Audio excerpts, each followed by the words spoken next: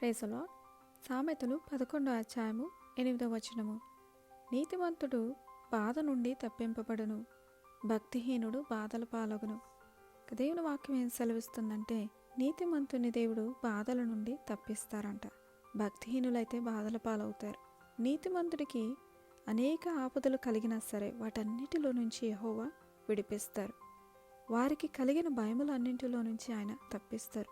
మీకు ఒకవేళ ఏ భయం ఉందో, ఆందోళన ఉందేమో, కానీ మీ భయములన్నింటినీ దేవునికి అప్పగించండి.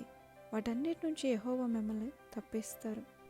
ఉదాహరణకు పౌలు గారిని చూసుకున్నట్లయితే గనక, ఆయన దేవుని నిమిత్తము ఎన్నో కష్టాలు పడ్డారండి. కొట్టబడ్డారు, జైల్లో పెట్టబడ్డారు, అవమానాలు, నిందలు ఎన్నో సహించారు.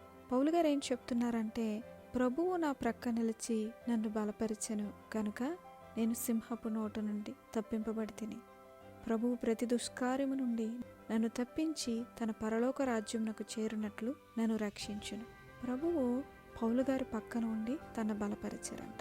ప్రతి క్షణము యేసయ్య పౌలు గారిని విడిచిపెట్టకుండా తన పక్కన నిలిచి బలపరుస్తూనే ఉన్నారు. సింహపు వంటి నోళ్ళ నుంచి దేవుడు పౌలు గారిని తప్పించారు. పౌలు గారికి తోడై ఉన్న దేవుడు ఇది మనకు కూడా తోడై ఉన్నారండి. ఒకవేళ మనకు విరోధంగా జనులు గుంపు కూడినా వారు మనవారవుతారంట. దేవుడు ప్రతి దుష్కార్యం నుంచి తప్పిస్తారు. మీకున్న భయముల్లో నుంచి దేవుడు మిమ్మల్ని విడిపిస్తారు. చిన్న ప్రార్థన చేసుకోవచ్చు. పరిశుద్ధుడా తండ్రి, మీకు వందనాలు నాయన. అయ్యా, ఎంతమంది అయితే ఆపదలో ఉన్నారో వారిని ఆపద నుండి తప్పించండి.